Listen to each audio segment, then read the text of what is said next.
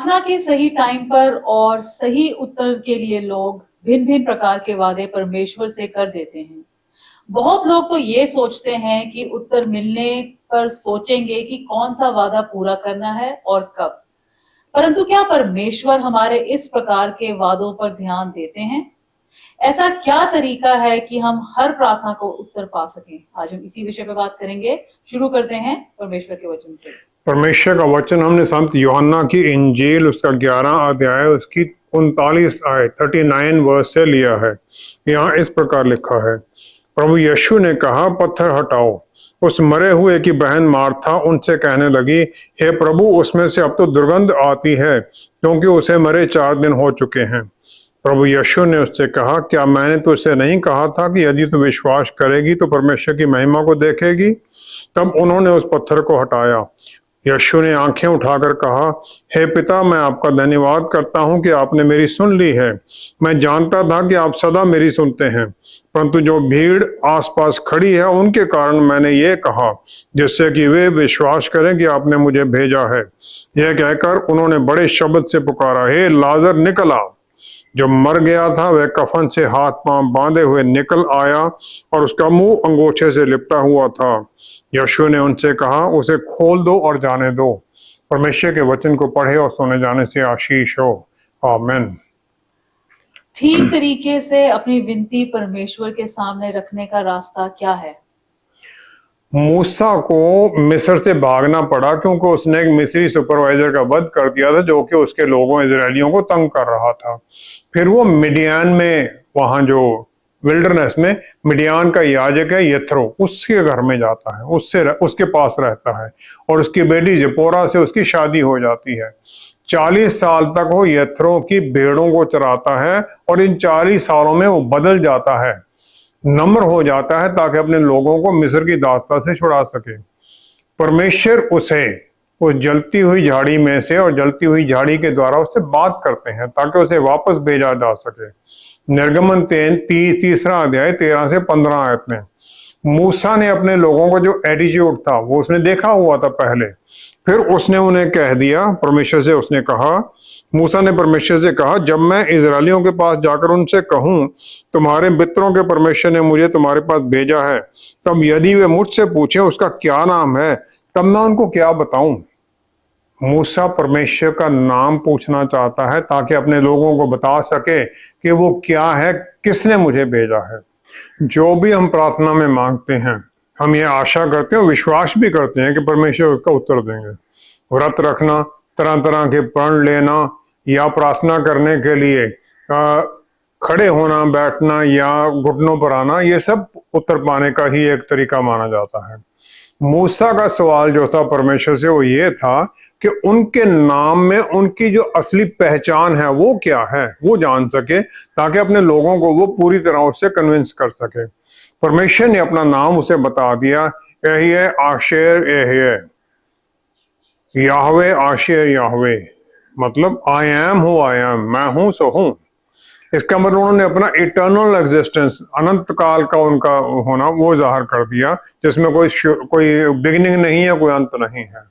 और इसके साथ मोसेस और मूसा गया वहां पर, तरह तरह के उसने चमत्कारी काम किए मिस्र में, और फिर अपने लोगों को मिस्र से छुड़ा के लाया। उसे सिय्योन पर्वत के ऊपर 10 आज्ञाएं मिली ताकि अपने लोगों को परमेश्वर के रास्तों पर चलकर जीने के बारे में सिखा सके। फिर उसने ये आशा जाहिर कर दी, एक इच्छा जाहिर कर दी परमेश्वर के सामने कि मैं आपको और भी अच्छी तरह समझना जानना चाहता हूं। निर्गमन 33 की 18 आयत में मूसा ने कह दिया, मुझे अपना तेज दिखा दें, शो मी योर ग्लोरी। परमेश्वर ने फिर अपना नाम बता दिया, कैसे, वो क्या हैं। उन्होंने कहा, निर्गमन 34 की 6 आयत, उसमें कहा, यहोवा यहोवा ईश्वर दयालु और अनुग्रहकारी, कोप करने में धीरजवंत और अति करुणामय और सत्य, हजारों पीढ़ियों तक निरंतर करुणा करने वाला, अधर्म और अपराध और पाप का क्षमा करने वाला है, परंतु दोषी को वह किसी प्रकार निर्दोष ना ठहराएगा। वह पितरों के अधर्म का दंड उनके बेटों वन पोतों और परपोतों को भी देने वाला है। तब फिर परमेश्वर ने अपने बारे में ये सब कुछ बता दिया। ये परमेश्वर के गुण हैं जिसके द्वारा हमें उन्हें जानना है कि वो ये ऐसे परमेश्वर हैं हमारे, जिनकी हम आराधना करते हैं। जो पहला जो हिस्सा है प्रार्थना करने का, हम उत्तर जानना चाहते हैं, वो ये है कि हम पहले परमेश्वर को जानें। कौन है, कैसे हैं वो। यूहन्ना 14:13 में प्रभु यीशु ने एक वायदा कर दिया कि जो भी तुम मेरे नाम में मांगोगे वो मैं कर दूंगा। लेकिन क्या प्रभु यीशु का जो नाम है वो चाबी है जिससे सब दरवाजे खुल जाते हैं स्वर्ग के और हमें उत्तर मिलने लग जाते हैं? ये हमें अपने आप को, अपने जीवन को, अपनी प्रार्थनाओं को उनके चलन के अनुसार ढालना है और उनकी जो हमें ज्ञान मिला है, जो जानकारी हमें मिली है वचन के अनुसार, उसके अनुसार चलना है। दूसरा जो हिस्सा है इसका, वो अपनी पोजीशन परमेश्वर के साथ क्या है वो समझना है कि मेरा परमेश्वर से क्या रिश्ता है। यूहन्ना 1:12 में हर एक विश्वासी को ये वायदा कर दिया गया कि विश्वास में वो परमेश्वर का बच्चा कहलाने का हक पा लेता है और फिर उसे विश्वास में परमेश्वर की प्रेजेंस में, हुजूरी में जाने का हक भी मिल जाता है। पतरस रसूल ने तरह तरह के विश्वास में परिस्थितियों का सामना किया। प्रभु यीशु के पीछे चले, पानी पर चल दिए, फिर उन्हें इनकार भी कर दिया, वापस आए और रेस्टोर, प्रभु यीशु ने उन्हें क्षमा दी और फिर वो विश्वासियों के पास चारों तरफ गए और फिर मृत्यु प्राप्त करने के लिए तैयार थे। पहला पत्रस 2 उसकी 9वीं आयत में, पहला पत्रस 2 की 9वीं आयत में उन्होंने एक विश्वासी क्या है प्रभु यीशु में वो उन्होंने बता दिया। उन्होंने कहा, तुम एक चुना हुआ वंश और आज पदधारी याजकों का समाज और पवित्र लोग और परमेश्वर की निज प्रजा हो, इसलिए कि जिसने तुम्हें अंधकार में से अपनी अद्भुत ज्योति में बुलाया है उसके गुण प्रकट करो। अब हमें चुना गया, ये सब आशीषें हमें मिल चुकी हैं ताकि हम परमेश्वर की जो ज्योति है वो दूसरों पर प्रकट करें। इसके द्वारा हमारी पर्सनल पोजीशन, हमारा रिश्ता क्या है परमेश्वर के साथ, वो पूरी तरह क्लियर समझ आता है और फिर हम विश्वास में परमेश्वर के साथ जाते हैं, कॉन्फिडेंस के साथ कि हमें उत्तर मिलेगा ही मिलेगा। लेकिन प्रार्थना में एक तीसरा एलिमेंट भी है इस दुनिया में जो हमारी हर बात का अपोज करता है ताकि हम परमेश्वर के नजदीक ना जा सकें।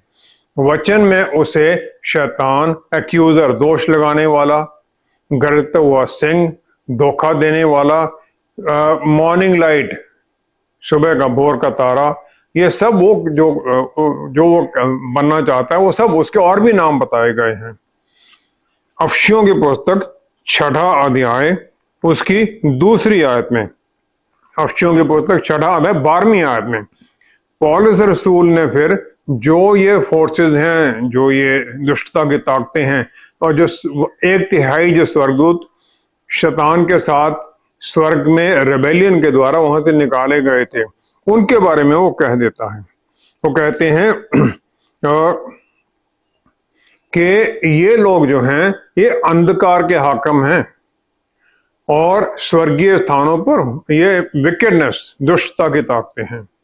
ये कोई मांस और लहू नहीं है जिनका कोई शारीरिक अक्स और रूप है, लेकिन आत्मिक हैं जो कि किसी के शरीर को इस्तेमाल करते हैं, चाहे वो आदमी है या बीस्ट है या जानवर है, ताकि उसके द्वारा फिर लोगों को प्रताड़ना की जा सके। ये हमारी प्रार्थनाओं को रोकते हैं और फिर उनका उत्तर आने में भी रुकावट डालते हैं। परमेश्वर ने दानियल नबी की जो उन्होंने प्रार्थना की 21 दिन के लिए, उन्होंने फास्टिंग प्रेयर की ताकि उनके लोगों को बेबीलोन की दास्ता से छुड़ाने का समय आ गया था, जो पहले भविष्यवाणी की गई थी। दानियल 10 की 11 से 13 आयत में गैब्रियल उसका उत्तर लेके आते हैं। गैब्रियल स्वर्गदूत है, उत्तर लेके आता है वो दानियल के पास। फिर उसने आगे उसे बता दिया कि जिस दिन तूने बूझने के लिए मन लगाया, अपने परमेश्वर के सामने अपने को दीन किया, उसी दिन तेरे वचन सुने गए और मैं तेरे वचनों के कारण आ गया हूं। ये है 10वां अध्याय 12 आयत में। 13वीं आयत में फारस के राज्य का प्रधान 21 दिन तक मेरा सामना किया रहा। जो पर्शिया का राजा था वो प्रधान, वो राजा नहीं था, उसमें जो दुष्टता की ताकत थी वो उसका सामना कर रही थी, उसे रुकावट डाल रही थी। फिर उसने कहा, मिकाएल जो मुख्य प्रधानों में से है वह मेरी सहायता के लिए आया, इसलिए मैं फारस के राजाओं के पास रहा। 21 दिन उन्होंने रोक रखा। इसी प्रकार हम भी दानियल नबी की तरह, हमारा चाहे रिश्ता नजदीकी का हो परमेश्वर पिता के साथ, प्रभु यीशु के साथ, लेकिन जो दुष्टता की ताकतें हैं हमारे पास, वो प्रार्थनाओं को उत्तर पहुंचाने में रुकावटें डाल सकते हैं। हमें सुरक्षा और बल की एक वायदा किया गया है कि परमेश्वर हमें हर तरह से शैतानी ताकतों से बचा के रखेंगे। दूसरा थिस्सलुनीकियों 3 अध्याय उसकी 3 आयत में लिखा गया है, परंतु प्रभु सच्चा है, वह तुम्हें दृढ़ता से स्थिर करेंगे और उस दुष्ट से सुरक्षित रखेंगे। He will protect you from the evil one, guard you from the evil one। इसलिए प्रार्थना जो का उत्तर मांगने के लिए जो हम प्रार्थना करते हैं, ये कॉम्प्लेक्स फिनोमेना है, सीधा साधा नहीं कि हमने प्रार्थना की उत्तर मिल ही गया।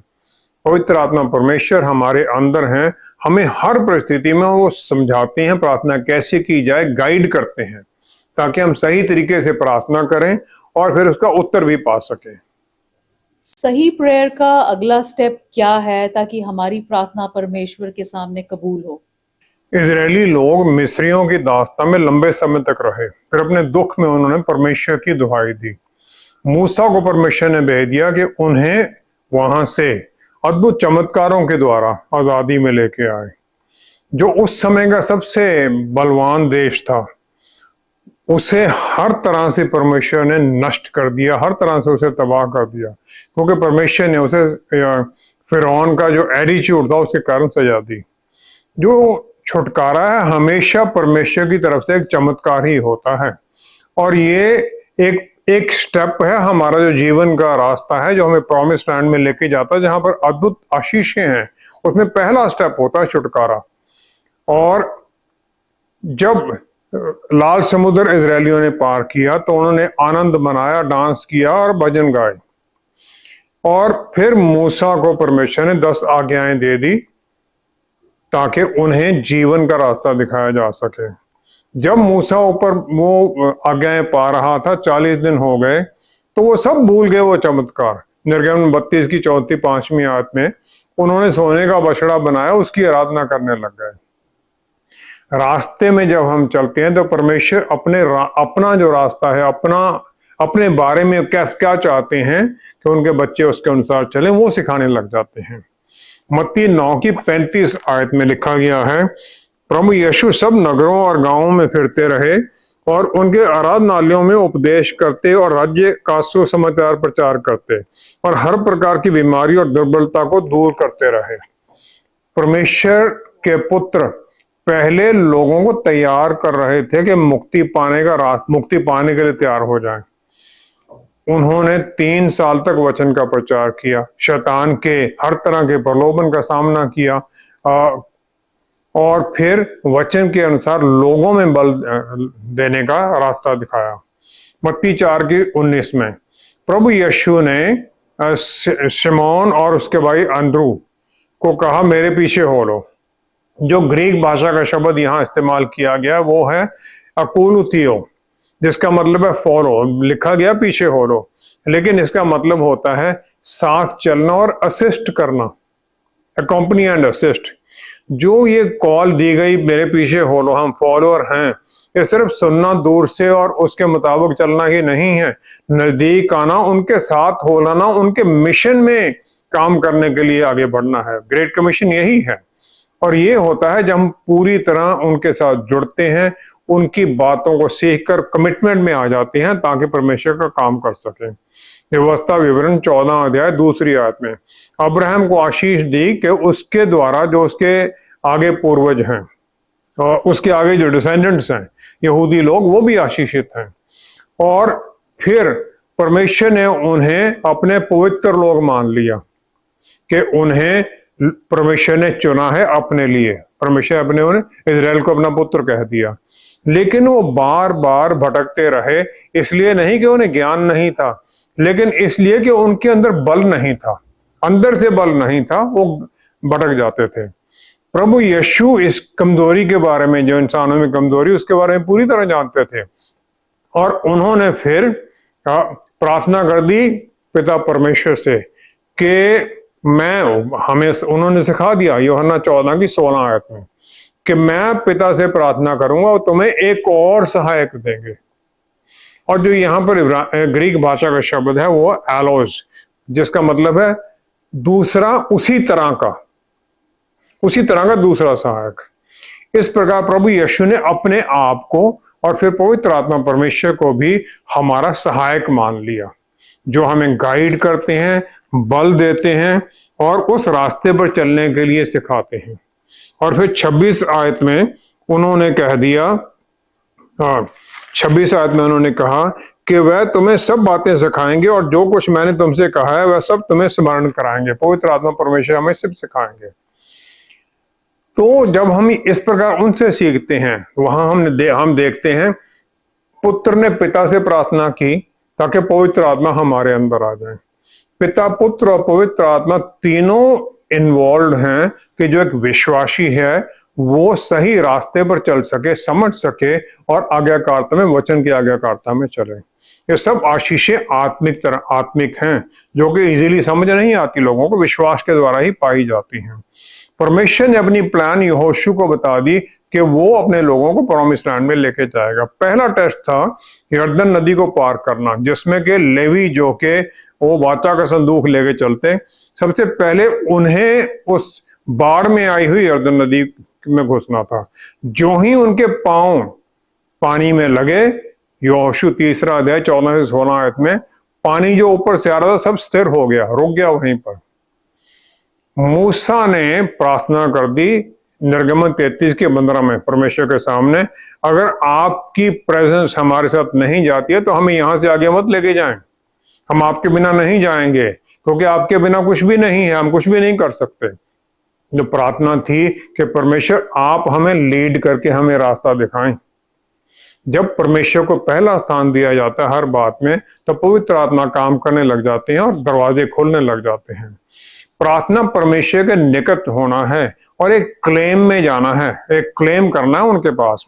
प्रभु यीशु ने मत्ती 6:9 में हमें सिखा दिया प्रार्थना में, ऐ हमारे बाप जो तू स्वर्ग में, our father in heaven, our father.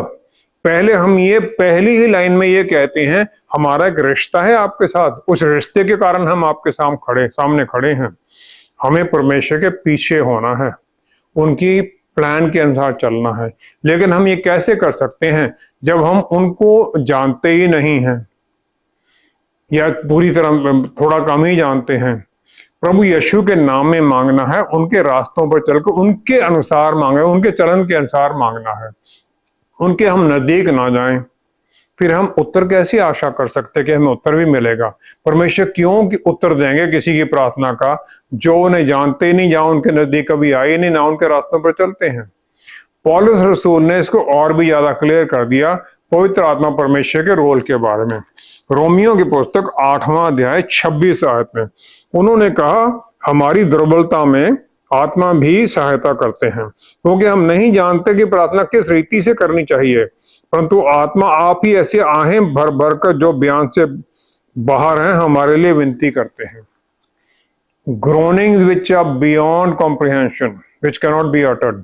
पवित्र आत्मा हमें गाइड ही नहीं करते, हमें सिखाते हैं प्रार्थना करना और हमारे साथ प्रार्थना भी करते हैं। फिर हम उत्तर की आशा कर सकते हैं, क्योंकि पिता परमेश्वर जो स्वर्ग में है वो प्रार्थनाएं सुनते हैं, पवित्र आत्मा की, उनकी आत्मा की बातें सुनते हैं और हमें उत्तर की आशा हो जाती है। इस प्रकार हमारी प्रेयर्स को पिता परमेश्वर के सामने लाकर समय पर उत्तर पाने के लिए सही रास्ता क्या है? हमारे मुक्तिदाता प्रभु यीशु स्वर्ग में यहाँ से उठाए जाने के बाद पिता परमेश्वर के दाहिनी ओर बैठे हैं, जो कि आदर, अथॉरिटी और बल का स्थान है। इब्रानियों की पुस्तक 7वां अध्याय 25-26 आयत में यहाँ बताया गया है कि प्रभु यीशु हमारे महायाजक हैं जो हमारे लिए विनती करने के लिए सर्वदा जीवित है। पिता परमेश्वर के सामने हमारे लिए विनती करते हैं। धरती पर हमारे पास पवित्र आत्मा परमेश्वर है हमारे अंदर, जो हमें प्रार्थना करना सिखाते हैं, सहायता करते हैं प्रार्थना में, हमारे लिए इंटरसेशन करते हैं।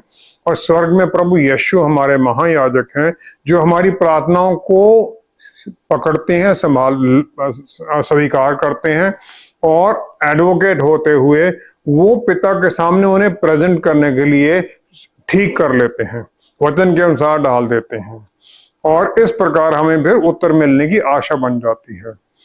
पिता परमेश्वर फिर जो प्रभु यीशु उनके सामने रखते हैं उसे अप्रूव कर देते हैं। यूहन्ना 14 की 13 आयत में प्रभु यीशु ने एक वायदा कर दिया।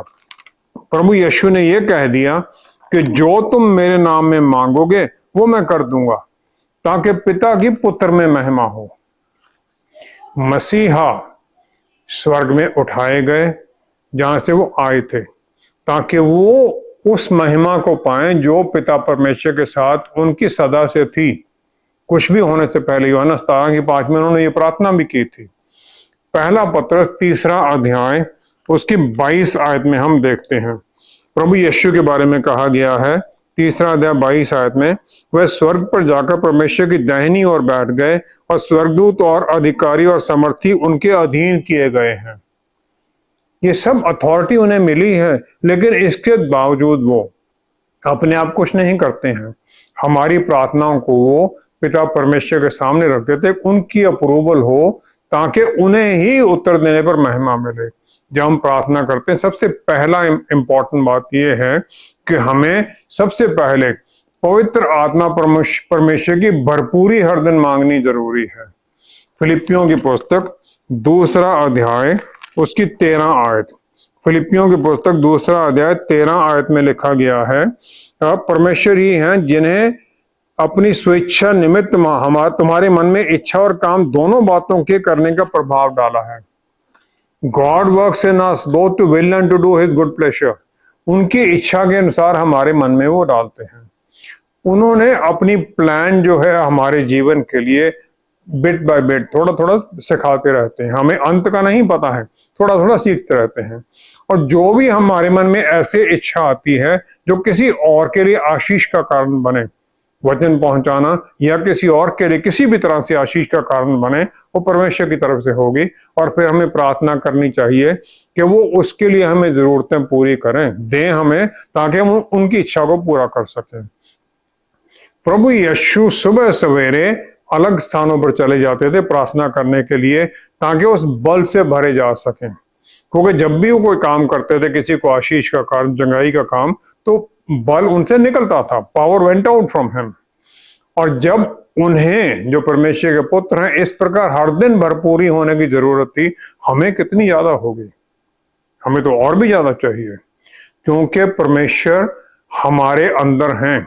हमें इसकी पूरी तरह अवेयरनेस होनी चाहिए कि हमारे साथ हैं, और फिर हमें अपना बातें और बिहेवियर भी उसके अनुसार ही रखना पड़ेगा कि हमारे साथ हैं। निर्गमन 3 अध्याय 5वीं आयत में पिता परमेश्वर ने मूसा से बात की जलती हुई झाड़ी से। परमेश्वर ने उसे कह दिया, इधर पास मत आ और अपने पांवों से जूतियों को उतार दे, क्योंकि जिस स्थान पर तू खड़ा है वह पवित्र भूमि है। जहां तू खड़ा पवित्र भूमि है। उत्पत्ति 3 अध्याय 8वीं आयत में आदम और ईव के पास परमेश्वर जाते थे हर रोज शाम को, लेकिन उनके ऊपर ऐसी कोई रिस्ट्रिक्शन नहीं थी। जब पाप उनके जीवन में आ गया तब उन्हें अलहदा होना पड़ा।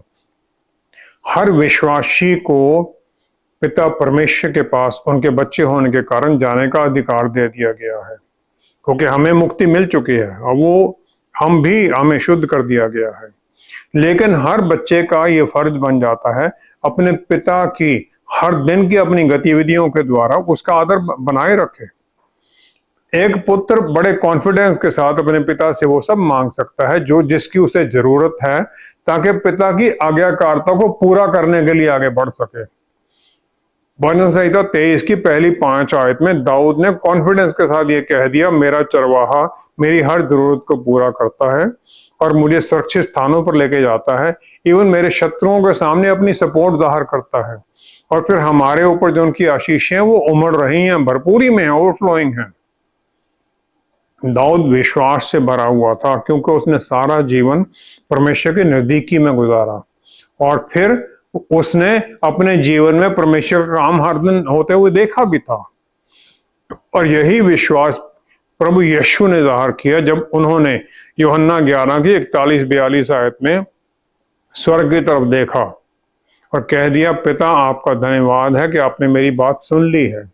सुनना अश्योरेंस है कि हमें उत्तर मिलेगा।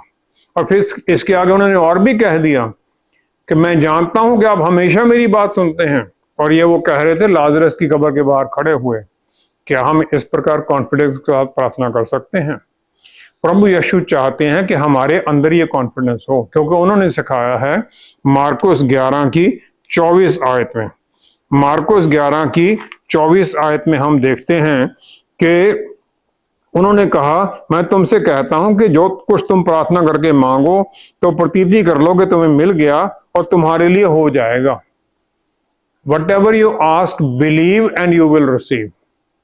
फिर यूहन्ना 11 के 43 में उन्होंने विश्वास में कह दिया उस इंसान को बाहर आने के जीवित होकर बाहर आने के लिए जो 4 दिन से मरा हुआ था कि लाजरस बाहर आ जा। रोमियो के पुस्तक 10वां अध्याय उसकी 17 आयत, रोमियो के पुस्तक 10वां अध्याय उसकी 17 आयत में लिखा गया है, विश्वास सुनने से और सुनना मसीह के वचन से होता है। मसीह के वचन को सुनना, ये पूरी बातें जो है वचन को सुनना, विश्वास में आना, ये सब परमेश्वर के नजदीकी में रिश्ते में जाने के बारे में है, ताकि हम पवित्र आत्मा परमेश्वर हमारे अंदर भरपूरी में काम करें। और फिर जो प्रार्थना हम करते हैं वो हम अपने मन की जितनी बातें परमेश्वर के सामने शेयर कर देते हैं, ताकि हम उनका उत्तर उनसे पा सकें। दाऊद को परमेश्वर के मन का इंसान कहा गया था क्योंकि वो अपने मन की हर बात को परमेश्वर के सामने रख सकता था। वो अपने दुश्मनों के लिए तरह तरह की सजाएं भी मांग लेता था, लेकिन आखिर में ये कहता था, आपकी इच्छा हो। हमें भी अपनी प्रार्थनाएं इसी प्रकार रखनी है। प्रभु यीशु ने गतमनी पाक में कह दिया, अगर ये प्याला टल सकता है तो टल जाए, लेकिन मेरी नहीं आपकी इच्छा पूरी हो। फिर मेरी प्रार्थनाएं मैं आगे रखता हूं पिता परमेश्वर के सामने प्रभु यीशु के नाम में कि ये सब मैं मांग रहा हूं। मैं अपने कारण भी बता देता हूं मैं क्यों मांग रहा हूं ये, लेकिन उस सब में फिर मैं ये कह देता हूं आखिर में, पिता मेरी नहीं आपकी इच्छा पूरी हो, क्योंकि आपकी जो प्लान मेरे जीवन के लिए है वो अद्भुत है, मेरी समझ से कहीं बाहर है, और जो आप मेरे लिए कर रहे हैं उसका वो बहुत अद्भुत है, मेरे लिए वो सबसे बेस्ट है, मेरे परिवार के लिए सबसे बेस्ट है। जब हम इस प्रकार अपनी प्रार्थनाएं रखते हैं तो फिर उसका उत्तर भी मिलता है। परमेश्वर फिर अपनी महिमा में भरे हुए हमें आशीषित करते हैं। आइए हम प्रार्थना करें। पिता परमेश्वर, क्या ही धन्य है आप, अपने आत्मा आपने हमें दे दिए ताकि वो हमारे अंदर हमें प्रार्थना करना सिखाएं, हमारे लिए प्रार्थना करें, हमारे साथ प्रार्थना करें। हम भटक जाते हैं लेकिन वो हमें बल देते हैं सीधे रास्ते पर चलने के लिए। आपके पुत्र हमारे याजक महायाजक हैं स्वर्ग में, वो हमारी प्रार्थनाओं को आपके सामने रखते हैं ताकि आप उनका उत्तर दें, ताकि हम वो सब आशीषें पाएं जो हम मांगते हैं। आप हमारे मन में इच्छा डालते हैं, बस इसी प्रकार आपका हाथ हमारे ऊपर बना रहे, हम आपकी इच्छा के अनुसार अपनी प्रार्थनाओं को डालते जाएं और फिर उत्तर पाएं, और हर कदम पर आपको महिमा देते हुए हर एक दूसरों के लिए भी आशीष का कारण बने, वचन पहुंचाने वाले बने। पिता परमेश्वर, सारा आदर सारी महिमा आपको देते हुए सब कुछ प्रभु यीशु के पवित्र नाम में मांगते हैं। आमेन, आमेन, आमेन। वचन के अनुसार परमेश्वर ने प्रेयर के द्वारा उन तक पहुंचने का रास्ता खोल दिया है। सिय्योन पर्वत पर परमेश्वर की प्रेजेंस से डरकर इजरायलियों ने मूसा को कह दिया, जो उनकी आज्ञा होगी हम करेंगे। जब तक हम वचन के द्वारा उनसे जुड़ नहीं जाते, ना तो हम उन्हें जान सकते हैं और ना ही कुछ मांग सकते हैं। हर दिन समय निकालकर उनसे जुड़िए और फिर देखें कि परमेश्वर आपके जीवन में क्या करते हैं। Thank you so much for watching. See you next time. Stay blessed. Shalom.